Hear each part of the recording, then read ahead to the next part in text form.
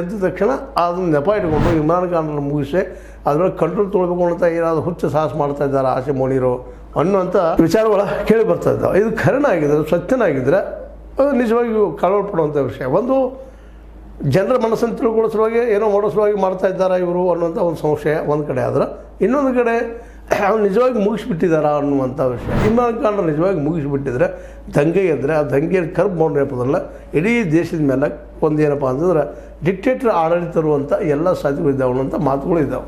ಯಾಕಂದ್ರೆ ನೆಪ ಬೇಕಾಗಿದೆ ಅವ್ರಿಗೆ, ಅದು ಮಾಡ್ತಾ ಇದ್ದಾರೆ ತಜ್ಞರು ಹೇಳ್ತಾ ಇದ್ದಾರೆ. ಬಟ್ ಒಂದು ವೇಳೆ ದಂಗೆ ಹೇಳಿಲ್ಲ ಅಂತಂದರೆ ಅಲ್ಲೇ ಅವ್ರು ಮುಗಿಸಿ ಹಾಕುವಂಥ ಇಮ್ರಾನ್ ಖಾನ್ರ ಜನನಾಯಕರವರು, ಜನಪ್ರತಿನಿಧಿಗಳು, ಜನರಿಂದ ಆಯ್ಕೆ ಆದಂಥವ್ರು ಅವ್ರು ಮುಗಿಸಿಬಿಡಬೇಕು ಅನ್ನೋ ತಂತ್ರಗಾರಿಕೆ ಇರ್ಬೋದು ಅನ್ನೋಂಥ ಮಾತುಗಳು. ಅದೇನೋ ಆಗಲಿ ಪಾಕ್ ಮಾತ್ರ ಒಳಗಿಂದೊಳಗೆ ಭಾಳ ಕುದೀತಾ ಇದೆ. ಬೇಕಾದ ಸಂದರ್ಭಗಳು ಏನು ಬೇಕಾದಾವು ಸಾಧ್ಯತೆಗಳಿದ್ದಾವೆ.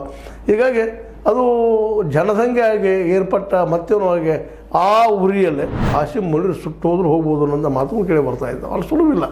ಯಾಕಂದ್ರೆ ವಿಶೇಷವಾಗಿ ಇಮ್ರಾನ್ ಖಾನ್ನ ತಮ್ಮ ಏನಪ್ಪ ಅಂತಂದ್ರೆ ತಮ್ಮ ದೇಶದ ಒಬ್ಬ ದೊರೆ ಅನ್ನೋರಂಗೆ ನೋಡ್ ಬಂದಿದ್ದಾರೆ ಇಲ್ಲಿ ಜನ.